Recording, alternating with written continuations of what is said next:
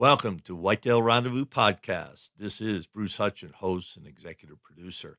Each week you will hear tips, techniques, strategies, and personal stories from some of the best and funniest whitetail hunters in North America. Hope you enjoyed today's episode. If you do, tell a friend on social media. If not, tell me and I'll make it better. Thanks for listening, folks. Hey, folks, we got a new sponsor. It's called Buckwild Coffee. What's so special about Buckwild Coffee? Well, a gazillion people go to Starbucks every day and drink coffee. Well, why shouldn't Buckwild Coffee offer you light, medium, or dark roast with free shipping? All you have to do is go to whitetailrendezvous.com, go to shop, and order your coffee, and I'll ship it out for free.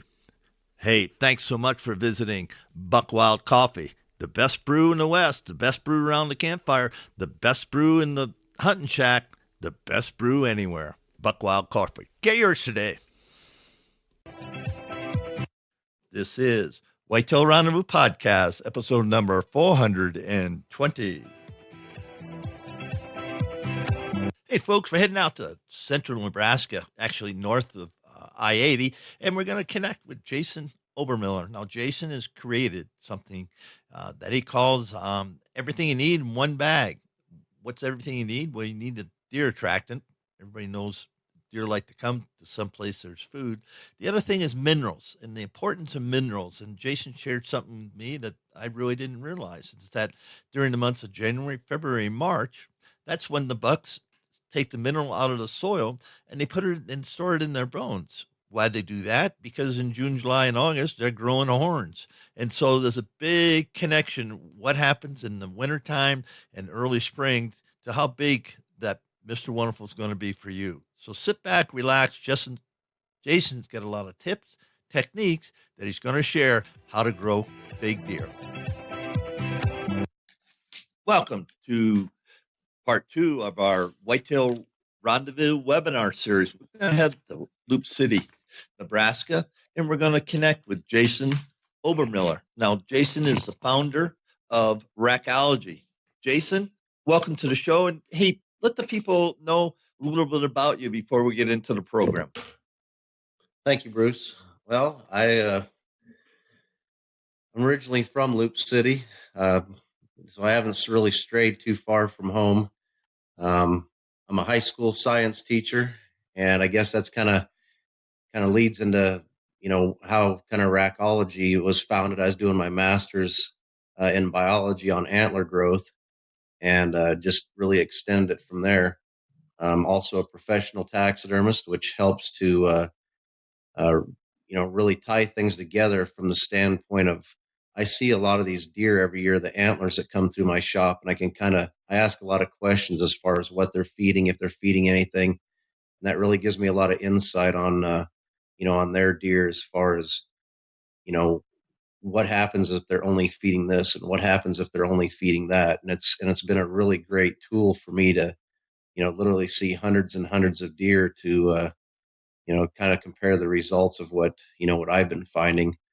So teaching and taxidermy and, now Rackology is just, in my background, I've, hunted and fished my whole life. 30 some years I've been doing that ever since I was a little kid, and just always loved the outdoor and love the critters. So give some background on the birth of Rackology. Well, kind of back to what I was saying, I was, I was doing my master's study for biology, and I was doing it on antler growth. In fact, when we got published, the title has something to do with antler metrics and deer. I can't remember it right off the top of my head. But, when you research something like that for a master's, you tend to get super in depth and really go into what it takes for, deer and, elk, moose, everything was kind of mixed into that study as far as antler growth goes. And I basically, continued that research, finding out, all the nutrients, everything that deer need, which that wasn't that difficult to find that. The difficult part, with formulating the stuff was, everything's got to be in specific ratios, consistent ratios. And if certain minerals aren't available um, uh, for another mineral and at the right ratios, those other minerals either won't be absorbed or they won't be absorbed as efficiently. And then it gets even more complicated as far as other minerals that involve those first pair, other vitamins that involve different combinations, and it gets really confusing and crazy when you get really in depth. But that's kind of the direction I took it. But I had no intention at all. There's no intention of ever coming up with Rackology when I started doing this. I was just wanting to have the best stinking stuff for my deer. And, even when I came up with kind of my formulation, I always kept tinkering with it and researched pretty much everything else out there on the market. Cause at the time I figured, hey, if somebody else is already making something like this, I'm just going to use their product. So Rackology wasn't even in my mind at the time. And the more I researched, the more I found out they, you have the really bad ones, which are basically, there's really not a whole lot to them. There's ones that are, kind of decent. They've got the vitamins and minerals, maybe. They may not be in the right amounts or the right ratios. Then you got ones that they're pretty decent. They've got some of the right minerals and vitamins, uh, but not all the ratios are always square with you know what what I research. And I've talked to a number of other biologists that actually work for deer ranches. And what's really cool is these guys aren't doing anything for a business wise with this. This is their sole job is with these deer ranches. And in our when we look at our formulations and kind of what we've got going, and it's matching up with stuff that they've been doing for 20, 30 years.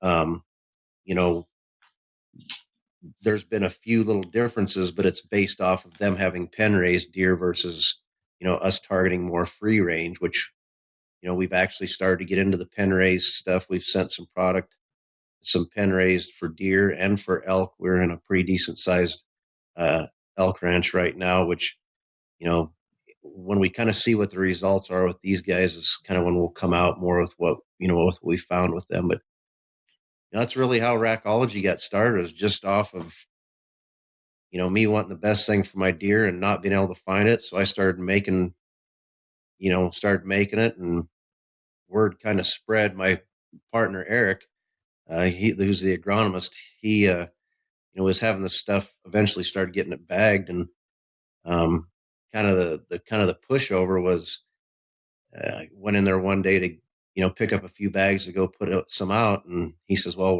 we're out.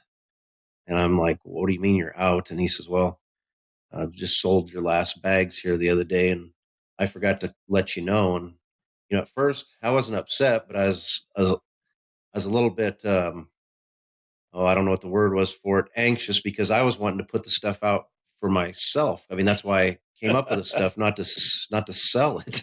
And here Eric is, in the meantime, there he went through almost a half a ton, selling it. And he's like, well, you got enough money now. You can, we can buy a few more, you can get a few more bags. We'll just have another ton made.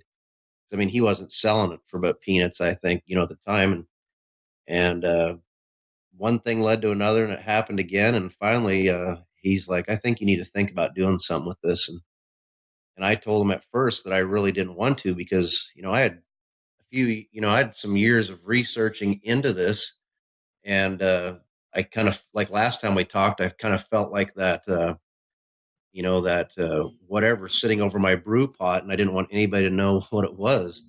And, so I mean, that's one thing I hope people take from this, is that, this was come about totally innocently, and totally from the standpoint of, a scientific standpoint of wanting the absolute best for our deer, not just our Rackology meal, and our mineral, which is kind of our flagship products, but our food plots. We put extensive research into doing all that. Our Foodplot fertilizer, which I'll talk about here in a bit. We just basically, our thing is we're not gonna spare any expense.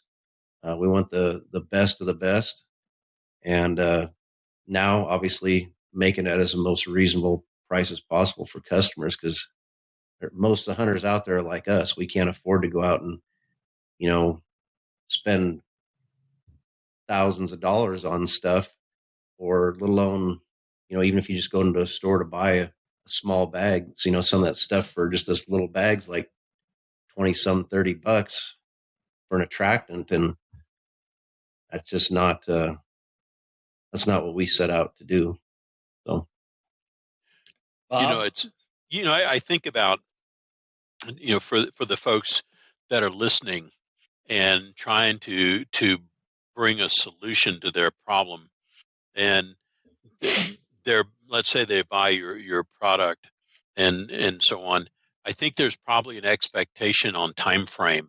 What do you see, when you're working with your herd and you start using your products for them? When do you start seeing a difference in your herd?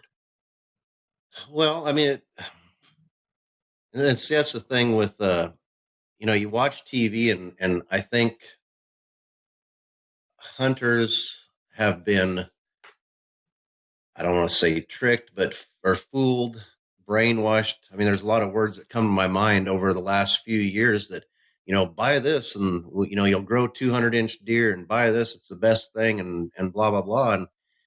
And you can't make a guarantee on, nobody can make a guarantee on what their stuff is going to do as far as growing these giant deer. Because if you back up to the science side of things,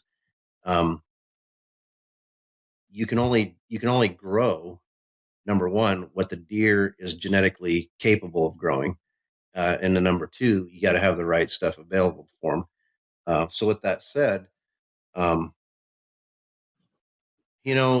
as far as a good indicator, you start like after the rut. We start pouring it heavy after hunting season, because here we can't have it out during the hunting season. But as soon as the season's over with, we start pouring it to them pretty heavy, simply because they're worn down from the rut, and we don't want them, having any issues over the wintertime. And within 3 to 4 weeks, we're seeing a huge improvement on the body condition on our does and bucks, and especially the bucks, because they're the ones that are really rutted down. So as far as body condition, I mean, 3 to 4 weeks is a pretty quick result that you start to see. As far as antler growth, main antler growth occurs, or I should say antler growth, the nutrients, the nutritional value that the deer need, they start packing that on February, March. As soon as they lose their antlers, they start what they eat. The minerals that can be stored on their skeleton, they have to first store that on their skeleton before they can make antlers. And a lot of people are led to believe, hey, put this stuff out, and right before season, and you're gonna over the summertime, and you're gonna grow these big antlers. And that's not the truth. I mean, the deer need to first take it in over the winter months into the spring. They pack that onto their skeleton. As soon as their antlers drop, their pedicle, where the antler was attached, the stem cells there, they begin to start growing, like a new antler bud that's, it starts growing as soon as that thing sheds and heals over. As far as, I'm sorry to interrupt. I'm Go ahead. thinking just, let's say I'm on my farm back in Tennessee, and I'm trying to say, well, I need this many tons of feed. How does one gauge, how much feed you're trying to put out for a period of time for the guy that's trying to consider that? Well, like our Rackology meal, and that was kind of our flagship product that I designed for the deer to be eating that like every day, or every other day, something they're going to consume a few times a week, and get their DVM for that. If your deer are living in a place that's starved of appropriate nutrition, they're of course going to eat a lot more of it. Areas that's very high in nutritional value around, If you have a soil that naturally has some good mineral in it, they can go and, they actually drink water or somehow, ingest that into their system, the dirt Hmm. maybe. Um, obviously they're going to consume less of it, because that's the cool thing is, our product is a limiting factor in itself. The deer will only eat as much as they need. We Hmm. have one individual that, uh, his property is on the South Loop. It's all sand and grass pasture. It's almost 2 miles to any field. And so he goes through quite a bit of it. Now, you have an area that's not, I mean, that's like a worst case scenario there. You have, normal area where they've got some more vegetation around. And, some of my spots, heck, in 4 or 5 months, or 3 or 4 months, I probably only went through 5 or 6 bags out of my feeder. Yeah, And so, it's an interesting thing as you're just trying to think, and for me, the listener goes, well, how much do I need? And the answer is, well, you don't really know until you start putting it out. And then the second thing that I was thinking about as you were talking is about the uptake of minerals and storing it on the frame of the deer. And that's mhm, not a simple thing to do, is it? no, no, it's not. I mean, the deer have to, when they absorb that, they turn it into deer mineral that's attached to their skeleton and in their system. Um, once that's accomplished, then when they start growing their antlers, they begin to pull it off their skeleton and they grow the antlers. And so, to start the process, they obviously need protein, because, depending on the time that you gauge an antler, it can be, 30 some percent on up in, you know, protein, because it's a protein matrix. Like I said last time, the protein, it's like building a scaffolding, if you would, or like lath in an old house. That's the protein, and then what hardens that lath is the mineral that has to be pulled off the skeleton and laid down as that after the protein matrix has been finished, or as it's finishing, then these minerals are laid down. And so, it's a longer process. I mean, you watch them grow all summer, and those antlers are soft. They don't got a whole lot of they don't have a whole lot of mineral in there yet, because it's actively growing. In fact, the tips of those antlers kind of look like bulbs, and Hmm. they're like a stem cell that is actively growing that antler out to whatever its maximum genetic potential is, coupled with what available nutrients that the deer has already taken in. Now, putting it out over the summer months, is that going to do some good? Yeah, I mean, they don't they don't start to kind of start to solidify till towards the end of August. I mean, by the end of August, you're kind of getting maxed out to where antler growth wise. But we got a guy that just came on here last week, and he's going to be pouring it to him all summer, and he's putting out our straight vitamin and mineral mix also, so that if the deer are lacking in anything, it's kind of like going and taking a higher dose to get them caught up. But as far as gauging goes, yeah, you just need to go out and put a bag out and try it and see how much they're consuming of it. And different times of the year, they'll consume differently. That's kind of another cool thing. I've had guys that they bought the product and they put it out and they're like, man, this 50-pound bag was gone like in 3 days. And, that depends on the number of deer you got there, uh, their nutritional needs at the time. And then there's other times of the year where you put it out and they come and they nibble on it and that's about it. And so people that purchase the product at the quote unquote wrong time of the year, they could say, well, they just didn't really eat that much of this stuff. Well, more than likely it has to do with the fact that they weren't needing that nutritional value at the time. It's not like other products that put a high amount of salt, over 30% salt in there, so the deer just come and eat it all the time. And that's the thing, that a lot of people have been misled to believe that, oh, they love this product. No, that product's got a bunch of salt in it, and you could have accomplished the same thing with a salt block, literally, as to what's being accomplished there. So you're really So just attracting the deer. You're not really helping them out. yeah, not with That's all. salt and with the other products. No, and like with our stuff, they'll eat what they need, and what they don't need, throughout the year, you'll see them visit the feeder for different time durations based off of what their need is. In looking at this particular buck here, and this is a buck that's a product off of some of your stuff. You bet. That good friend of ours, Jess, he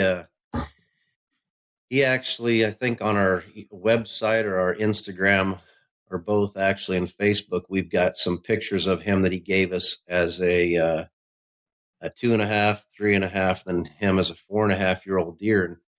And, for us, I mean, on that property, it, genetics wise, obviously he doesn't have like 180-inch genetics, but when you see the difference, the jump that he made, at first I kind of argued with him when he showed me the trail camera pictures. He's like, I'm going to kill this deer. And I'm like, oh, that's good. He goes, this is the deer that I've been seeing for the last 2 years. He goes, I started feeding you guys the stuff last year, and the thing just blew up to this. And at first I was like, no, I don't think that's him. And he says, no. He goes, he put that much on. He goes, I've been feeding other stuff before, and he goes, I've never had anything do this before. And, I didn't laugh at him, but I kind of chuckled a little bit when he says, I'm going to kill that deer. But if when you get to know Jess, when he says he's going to do something, he does it. And I don't know how many days it took him sitting to finally connect with this dude, but he was full Rackology buck. And in fact, he was actually coming through the area feeding on some of our Rackology food plots. So a really cool deal there. I mean, that deer really had, he's all the way around. It's interesting, and I'll go through some of these other, and what we talk about is on, from your notes. Maybe we should explore some of these things so we make sure we cover the topic, because I'll drift off and go like, well, how well can we hold deer on your property with your product? And then if you're building the herd, and then you have to cull your herd to get your genetics squared away, because just like raising cattle, if you don't have good genetics, it really doesn't matter that much. So, yeah, that's no kidding. So do we need to, well, let's look at this. Let's talk about this particular photo and how it relates to what you're doing. Okay, that's a group of South Dakota bucks, kind of northern South Dakota, that, they really hadn't been, growing a whole lot of size in that area, nothing spectacular anyways. And they started feeding this stuff, would have been that, that winter. And the gal said that, I mean, she definitely noticed a real jump in in kind of all overall antler size on everybody. But one thing I really want, also to notice is, I suppose you can't see my cursor on my end, so I'm probably moving it around. Nobody's seeing it, but the body condition on those deer. A lot of people, the first thing they're looking at is antlers, and my whole thing was, if you have the healthiest deer possible, it's just a no-brainer that their antlers are going to be maximized also. And when you look at pictures of deer that have been on our stuff full bore, they just look, I mean, I grew up on a ranch, and so when you look at body condition of critters, you don't see ribs. Their hair looks sleek. They look super healthy. Even just the sheen and color of their fur. I mean, pet owners know this. You get good pet food and you have bad pet food, and your animal, just their body condition doesn't look as great. But these two here were, she said, were there every day. In fact, I have about 4 or 5 other pictures of some other bucks. 2 of them that are actually bigger, but this is the one that I emailed Bruce. But that's kind of what's going on in that picture. The feeder, the dish thing is right behind him, the trough that's hanging off that post, so you really can't see it. But and one thing too, speaking of body condition, that I have to throw out there quick, I just got this news the other day, talking to one of our dealers in Texas, Chuck, on their place. He's been putting it out now since last year, and he goes, I got to tell you something. He said, I knew your product was good based off of the research, but he says, I didn't realize just how good it was. And you never really, I try not to, I'm not going to over exaggerate, and I'm not going to brag about things. It's just, it'll maximize their genetic potential is basically what I, tell people. Well, he said, he goes, you wouldn't believe this. He goes, I've fed about everything else under the sun, and we have never had a 200-pound deer on our ranch down there in kind of southern Texas. Mhm. And at first I thought he said 200-inch deer. I'm like, 200-inch deer? I mean, that's a huge deer. I'm sure you have it. And he goes, no, not inch, 200-pound deer. He goes, we've fed everything and we've never even come close. And he goes, we've got a number of bucks this year that they're going to be over 200 pounds. And he says, and looking at past game camera pictures, he said just the antler growth that we're seeing right now, we've never seen that in years past. And the antler growth comment was great, but what I gravitated more in kind of celebration was, not only was he a believer before this, but this guy it just totally cracked home. And that's what he's telling all of his customers down there now is, I mean, they're growing 200-pound deer. You don't see that down there. As we're going along, and I'll get sidetracked if I don't ask you. So for the folks that are listening, they'll go, well, it sounds good. How do I find you guys? Or where are you at on social media so I can either learn more or find your dealer network? Well, Facebook, obviously, we're on there. It's Rackology on Facebook. Instagram is Rackology LLC, so at Rackology LLC. And you'll see our logo with the double drop tine, double helix, the genetics. And then our website is www.rackology.org. So rackology.org on the website. And on the website, you can click on the dealer link, and then that'll take you. About every week I do some tweaking on there. I'm always doing something, I guess, but never. It's not that I'm never happy with it, but trying to improve. But I kind of got our dealers instead of one big long list now. I'm getting it tabbed off into states. I figured out how to run the accordion tab on that thing, so that's where they can find our dealers, our dealer lists. And lately I've been putting Facebook posts out in other states, on their deer hunting and bow hunting forums that will allow me. Some of them don't, allow for advertising, but I've been advertising, here in the last week pretty steadily, trying to get dealers in other states because we get calls and emails, but shipping is the thing that is the problem. So, and we've got some other stores in the works right now that, I don't think at this point we're going to come right out. If you're following us on Instagram and Facebook, you'll find out as soon as they're available in these other stores. But we need the smaller store dealers because those are the places where they build relationships, and guys might find it on a store shelf, but if they find a local dealer that carries it, guess where their loyalty is going to go. So, I mean, we need both. So, I think we're in 5 states now, but we're really working, pushing on, moving, north, south, and east of us. Yeah, what states are those? Well, I mean, from Nebraska, you go north to South Dakota and North Dakota, south to Oklahoma or Kansas, Oklahoma, Texas, and east. I mean, you got Tennessee, South Carolina. I'm not going to ramble off all the state names, but Yeah, but you got quite a few in the east side too. yeah, that we're really trying to get into, and Mhm. that's the big kicker is, we get calls from. I mean, we've sent bags clear out to Maine and Pennsylvania and New York and every place like that, and we've actually lost money. But it's like I told Eric, I'm like, people want the product. We just need to send it. And even if we lose some money on it, that's just how it has to happen because, eventually people are going to go to their local shops and say, hey, can you carry this stuff? And then, when we can ship a pallet of this stuff, that's when it cheapens it up. You bet. Yeah, freight is everything, isn't it? It is. Well, we're going to It's a move on. limiting factor. That's for sure. Well, we're going to go to we talk about, so far we've talked about the body size and the body mass of these deer and reflecting their health. and the antler growth, which is also reflective. But, we're talking about the reproductive health here on, fawn and immune systems and so on. Mm-hmm. And so why don't we chat about that just a little bit? Well, I have to say this first. This is absolutely one of my most favorite pictures I've ever captured that I've ever seen. And I've had guys go, why? It's a doe and a fawn.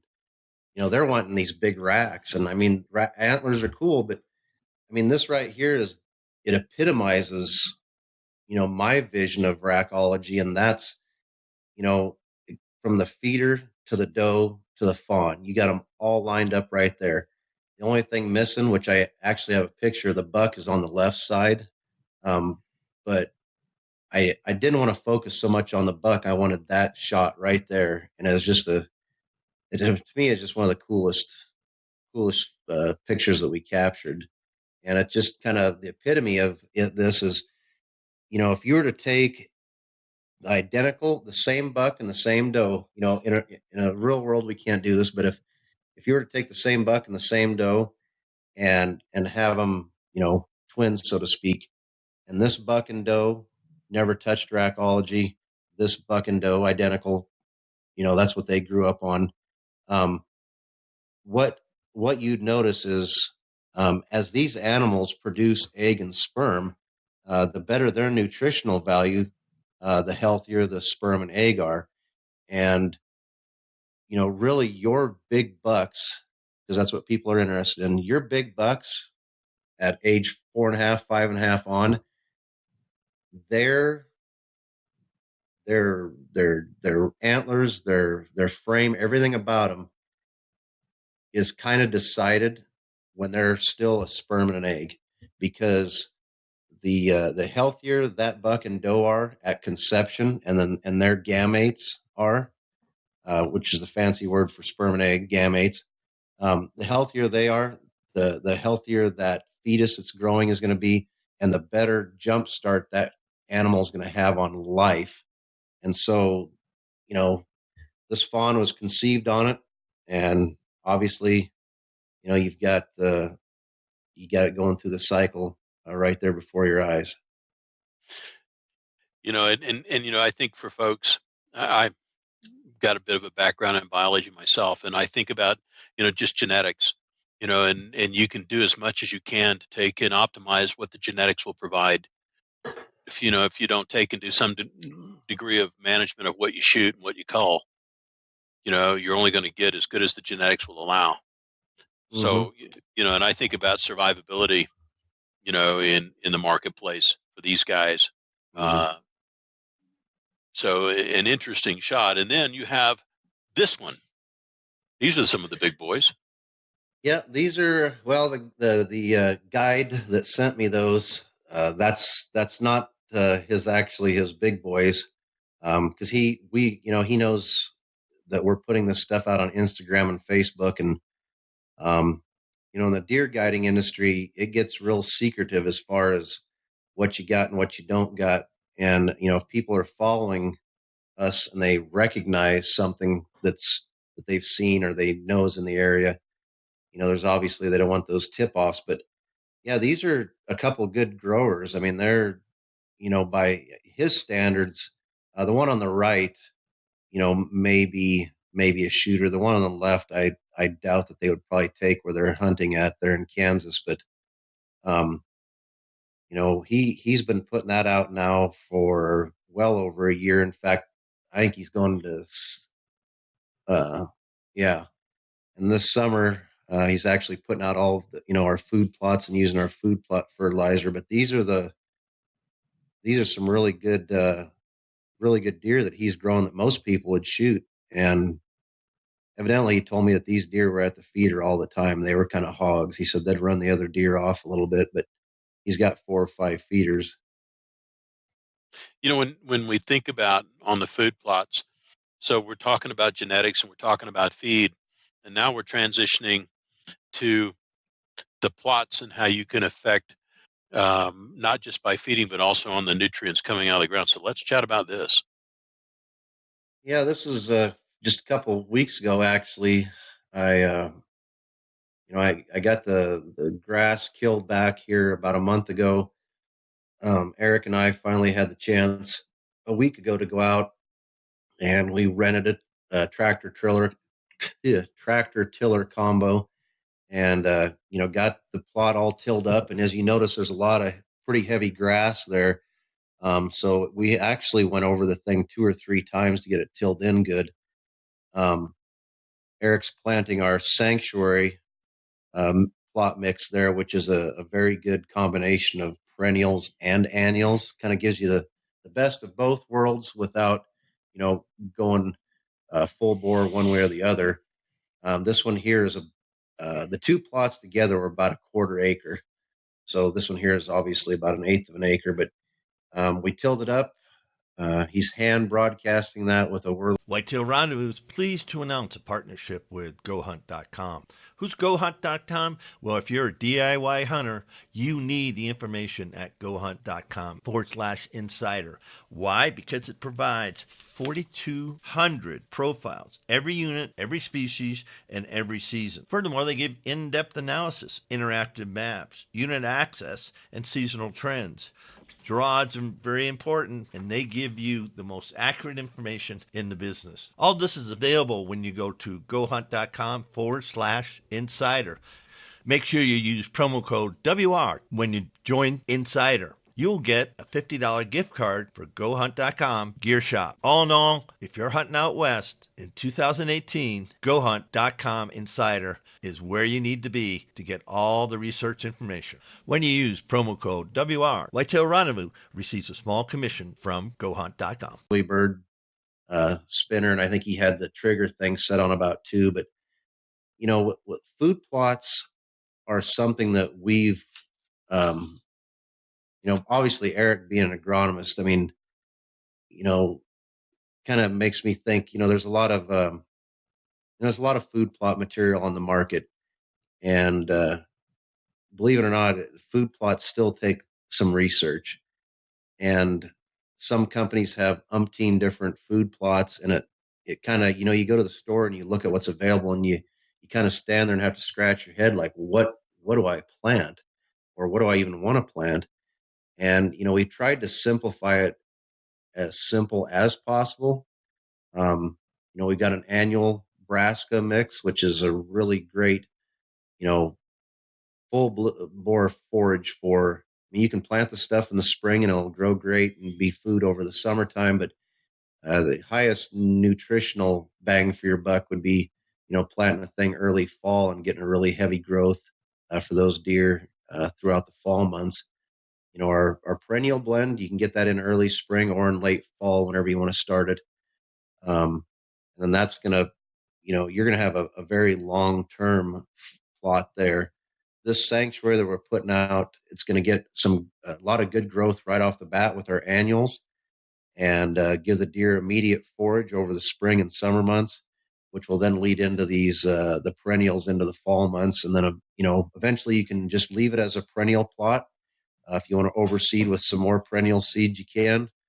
If people want to kill it back every spring, it's just one of the longest growing food plots if you were to plant it in the spring. But food plots are half of the key to the situation. I think a lot of people think, well, we can just put out bags of stuff, which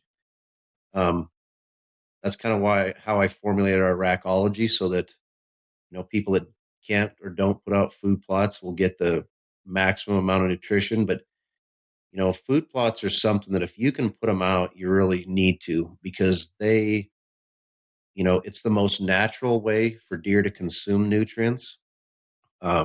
It's very obviously it's very palatable because it's all natural, and so that just kind of brings our product line around kind of 360 or 365, the plot 365 that we got, I guess. But you just another great way for the deer to to get their nutrition is from a food plot. Not only that, states that you can't supplement in.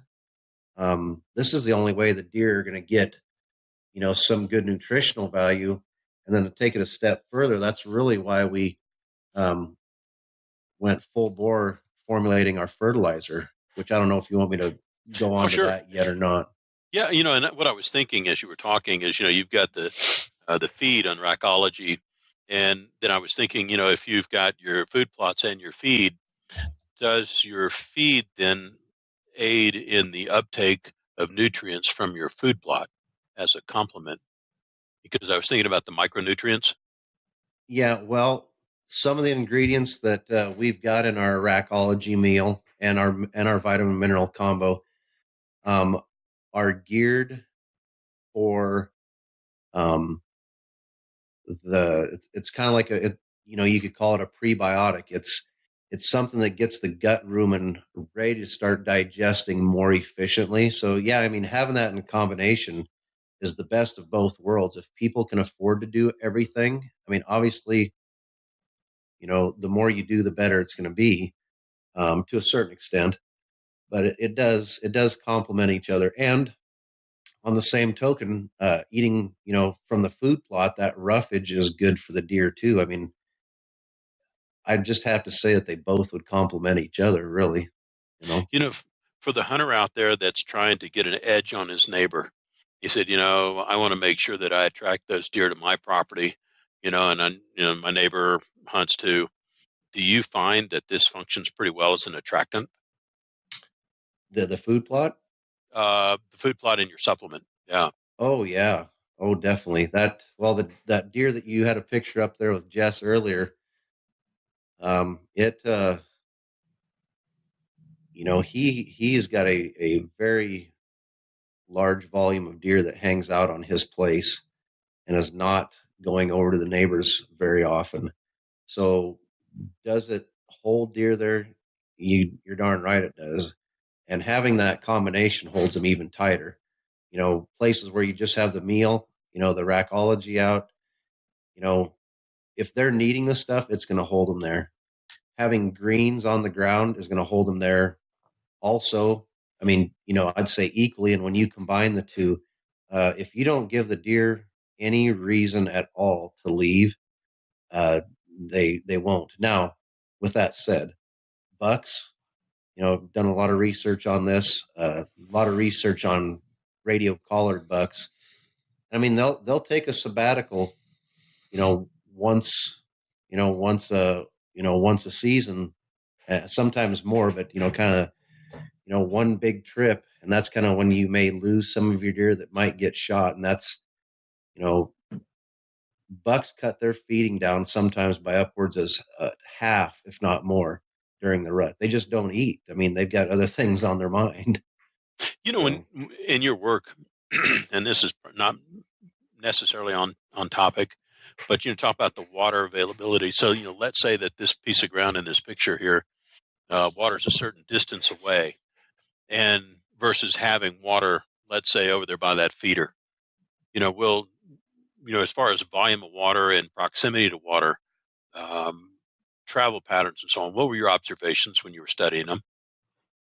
well, one thing I will say is with a food plot, especially a good lush one, deer aren't adapted quite like antelope and some of your desert critters, but um, deer can drink less water if they're consuming plants that contain high volumes of water. So if you have a really good lush food plot and it's able to sub irrigate, um, the deer are going to get quite a bit of their water value out of those plants. Um, Now, if water's not what type of a limiting factor is water? Well, I mean, obviously water is huge. If you don't have water around, you're not going to have deer. It's kind of like in the wintertime, this one pasture that I hunt that's just north of my place, after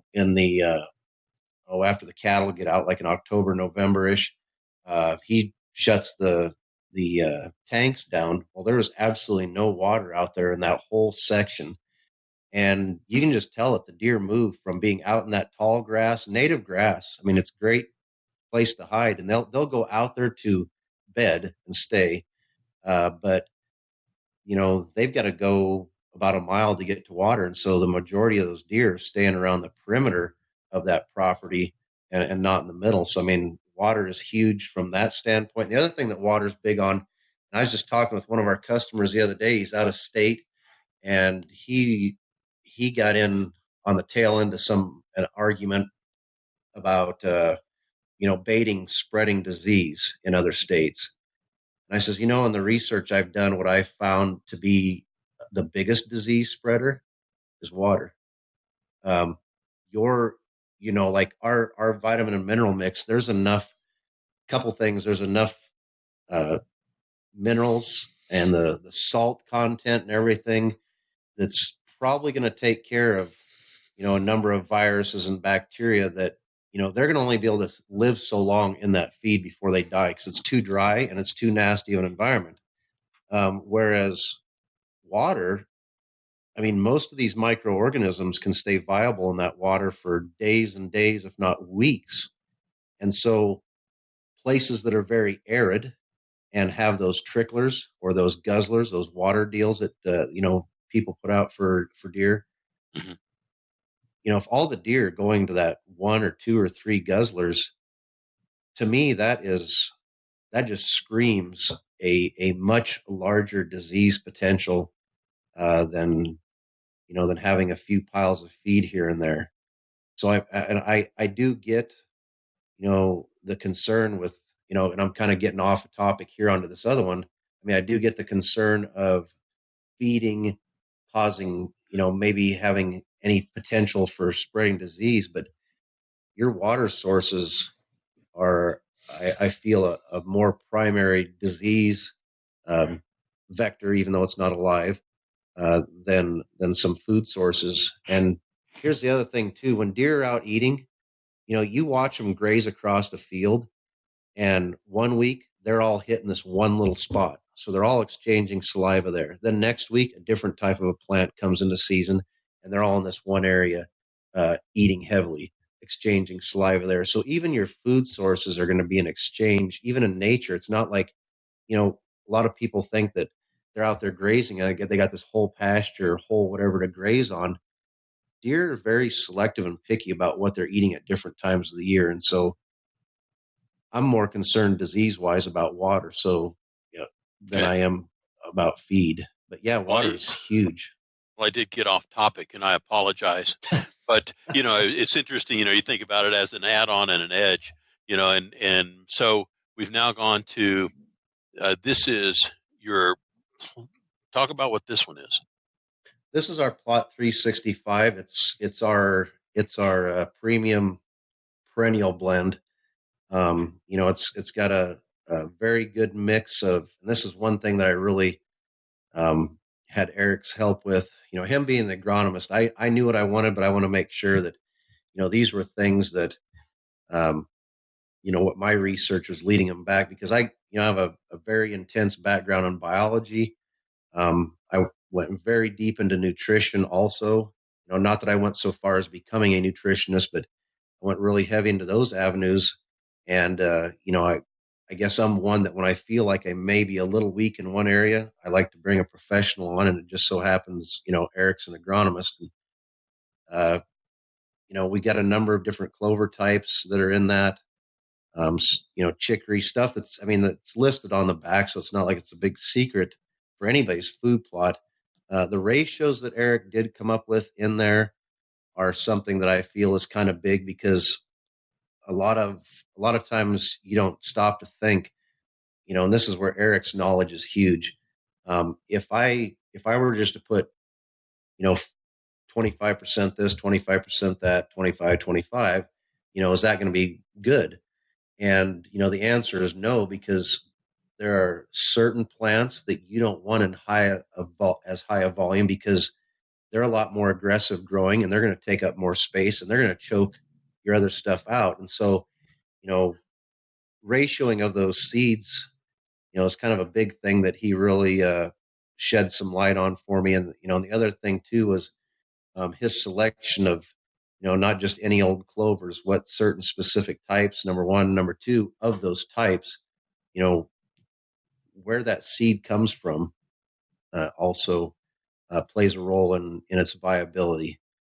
So it's like I said, we didn't want to spare any expense on anything because we're making it for ourselves first and foremost. And just so happens that people love our products. But the plot 365, that's supposed to signify as, that's a perennial plot. You'll get year-round use out of that, even into the winter months. Your clovers and your legumes like that will stay green. You'll see deer out grazing on an alfalfa field in the middle of winter, even though it's brown, they're still getting some nutritional value out of it. Sure. Well, let's go. Let's see. Okay, here we go. Not your normal fertilizer. So this is you guys with the rental tractor again. Yeah. Let's go. Is that it? Yeah, that's it. Yep, that's the front of the bag. Yep. This is something that we'd been thinking on and researching and working on for quite a while. And what really kind of sped things up for me was we had a call. In fact, is after we done one of a podcast, and the guy's from Illinois, and he says, "I tell you what," he goes, "I totally believe in your products, but we own a guide service, and legally we can't put out mineral. We can't supplement our deer. We can't give them nothing. We can't even put mineral out in the summertime. Just nothing, absolutely at all." And he says, "So if you can put your Rackology, if you can figure out how to put your Rackology, everything in one bag, if you can put that into a plant," he said, "you'll have something." And so I went to Eric and I says, "Man, we need to kick this thing into high gear. This has to come out with our new line of food plots and everything." And the thing that we kept coming back to is every fertilizer on the market. I shouldn't say every, most. All it is NPK, your nitrogen, phosphorus, potassium.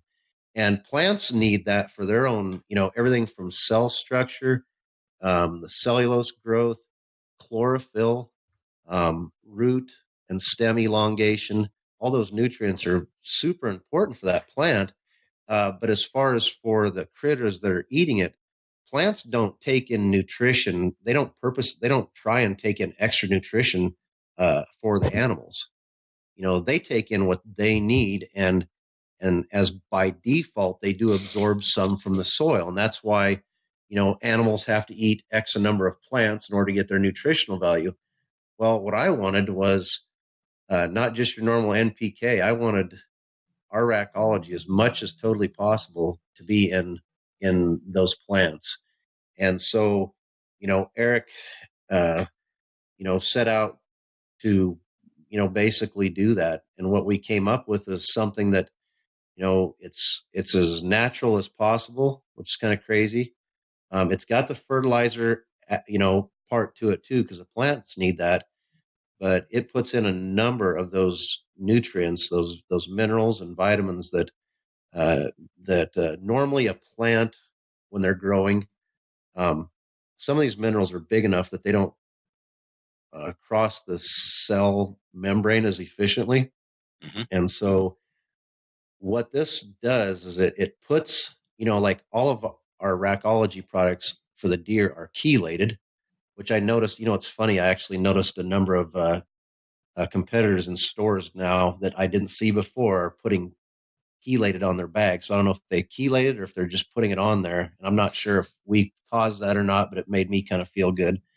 But what it does, it takes these components and it chelates them for the plant. So it allows them to be as absorbable as possible and allows more of it to cross the cellular membrane and uptaking that for the plant, which then get passed on to the deer. So that was what, to me, and I give Eric so much credit for this, knowing what to get and what to put together. I mean, nowhere else are these things really found together like this. They may be in separate forms in agriculture, but it literally is the epitome of a fertilizer, because now you can put this stuff on, and not only is your plants going to have awesome growth, but your deer are going to super benefit from those plant sources because of this fertilizer, and it really needs to be absorbed up. Have it available in the ground because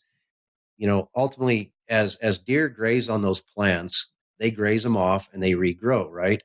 So they need to be able to continue to take this up from the soil. Um, it kind of gets a little bit complicated when you get into the how fertilizers work and how nutrients are absorbed by plants and everything. But you know, I asked Eric, I'm like, we want to do this, we want to do this the right way. What's the best way? Should we have this stuff, liquid? Should we put it on the plants? How should this work? And Eric's like, no, this got to go in the soil, and this is the best. This is the best way to get it into your plants. Number one. Number two, it's going to be there all growing season, not just a one-shot deal. And you have the same challenges with pH on the soil that they have to address before it can be picked up properly. Yeah, and that's when we design this, Eric says, the average, most people's food plots, they can go out and plant our stuff, put this on, and they will be fine. Now, if you got somebody that really wants to get serious about their food plot, which I would recommend people do this anyways, but it's not, I would consider getting a soil test, testing your soil, seeing what you need. Where does your NPK stand on your soil? Do you have enough potassium? Do you have enough nitrogen? If everything is pretty close to where it should be, then you probably don't need to add anything. But if your soil is too acidic, if it's too basic, then you either have to add lime or something to balance that pH out. Now, some of our bigger clients, guys that are, they're putting 10-acre food plots on up to, we're working with one guy that potentially in the future, if we get his whole business, rather than him just kind of mixing the stuff himself and trusting us with it, we might be, putting in 80 to 100-acre food plot, or not us, but, getting them set up with it. And, that's the type of place where you really have to pay attention to the soil, because you've got such large food plot areas that, one little offset is going to cost you a huge amount. Whereas smaller food plots, if you don't have a place that you can send your stuff off, which, most laboratories around will do your soil testing. We use Ward laboratories. People your send local us, ag guy, your local ag extension. Like the yeah, farmers go and get it done. Yeah, local ag.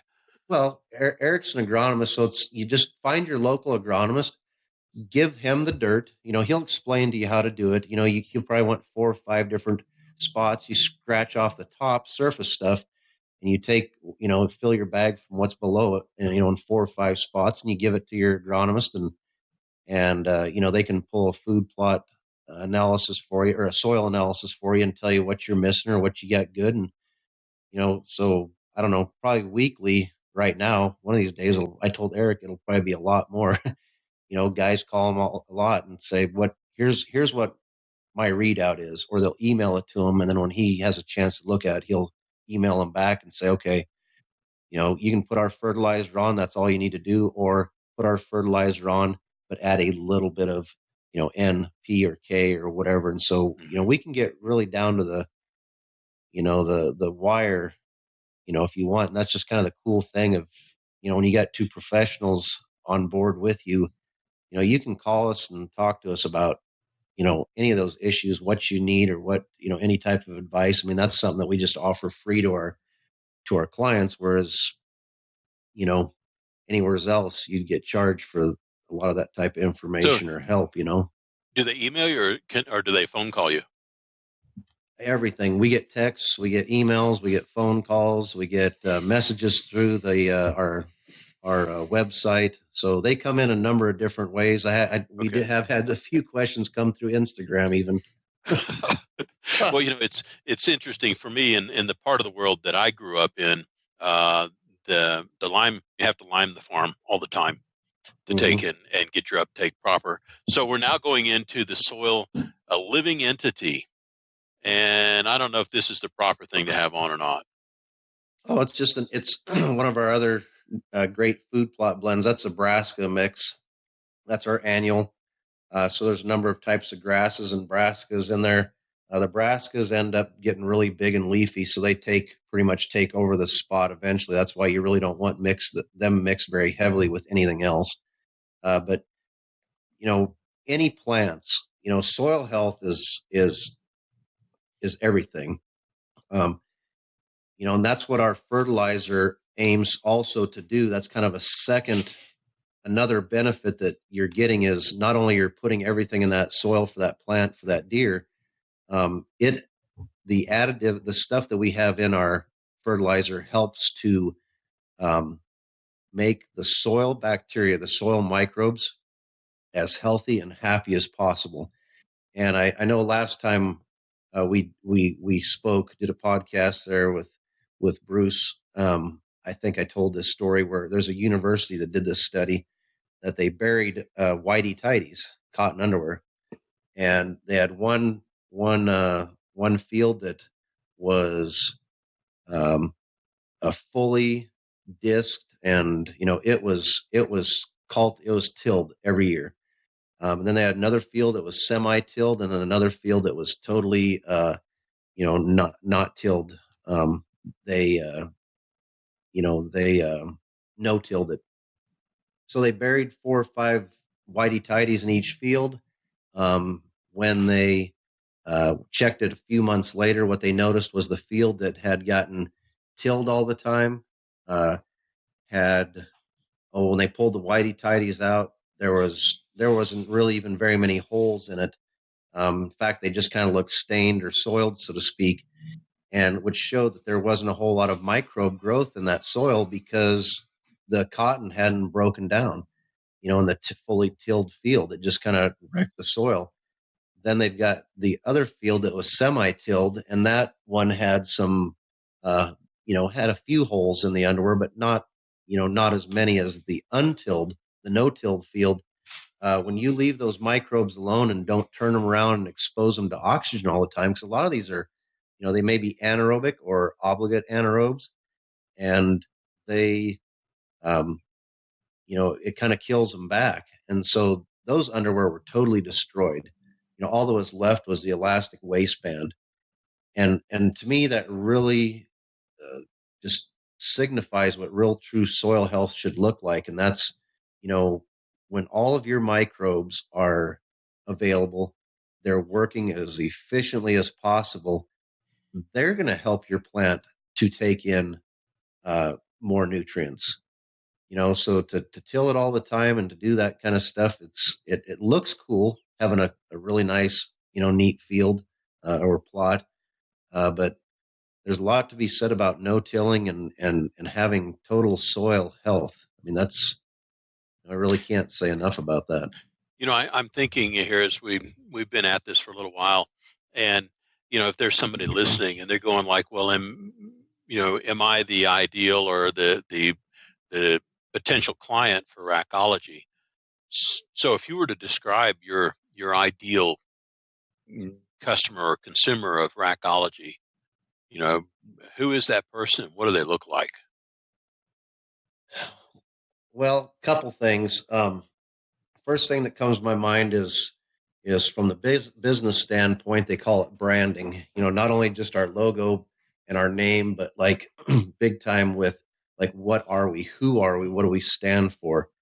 And my first thought to your question was, I mean, everybody is a Rackology customer potentially, whether it's somebody that can only afford to put out one mineral lick for their deer. They're a Rackology customer, all the way up to the people that want to do it 100%.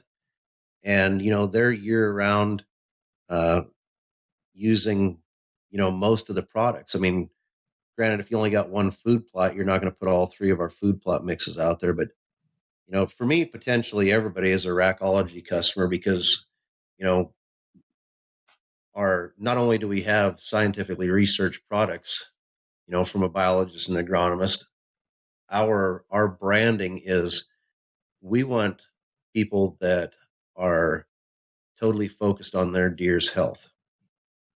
Whether you can afford just to put out mineral or whether you can afford to do the whole shebang. Our idea is, you're wanting the best for your deer as possible. So that's who we want for our customers, is the people that really want to, that are interested in doing something for their deer, not just, we get a lot of guys that say, well, but I just put out corn. Well, we're right in the middle of the Midwest, and it's a lot tougher to sell the product here, simply because everybody has I shouldn't say everybody, but a lot of people have this old this thought process that, well, they got plenty of groceries out there. And every time I hear that they got plenty of groceries, I just want to puke, because it's like, I've got tons and tons of pictures of our deer with a cornfield, a bean field, an alfalfa field, but yet they're still coming to the food plot. They're still hammering Rackology all late summer and fall, and they've got all these other groceries out there. So, it's good that there's all these other food sources out there, but people don't realize it. They don't contain everything that a deer needs. I mean, corn is only 8% ish protein, and growing fawns, antlers, lactating does. I mean, you're wanting upwards of 14% protein, and up to 16 to 18. At certain times of the year, some deer will even take upwards of 20, but you want to be careful. Some companies have very high protein. That can actually have an adverse effect on fawns. And, that's something that I see, that, a lot of the stuff in the deer industry, you can tell is not fully researched. They basically took glorified livestock products and slapped a deer sticker on it and said, here's the next best thing. And, sometimes it can be bad for your deer. You can have high fawn mortality rates because, you've got the wrong thing or too much of the right thing out there. So, Bruce, you've been pretty quiet, bud. I think he's sleeping back there. I thought I heard him snoring.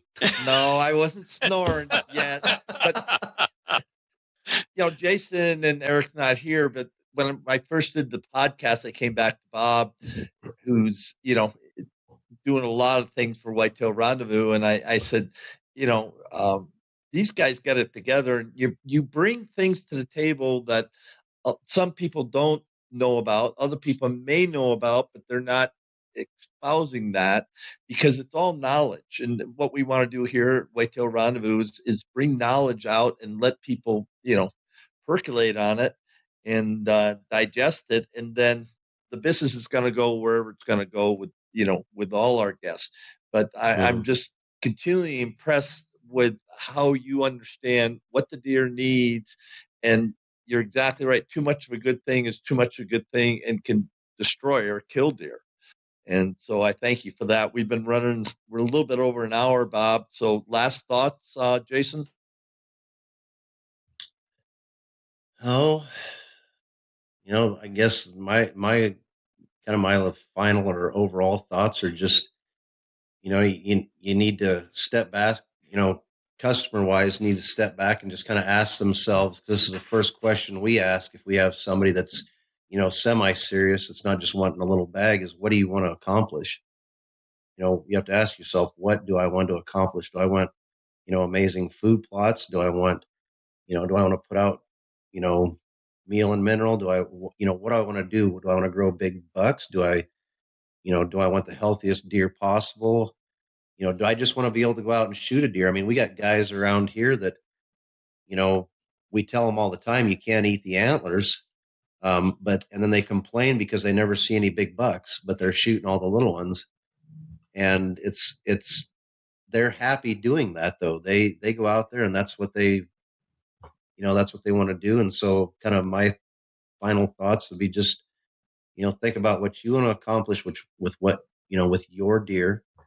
And if it's something that we can help you with, we're pretty easily accessible. We haven't, one of our dealers asked the one day, at some point he says, will we be able to actually talk to you guys the way we do now? And my answer to that is yes. I mean, we will never get to the point where we're, not going to be available for our dealers and our customers. Because I mean, to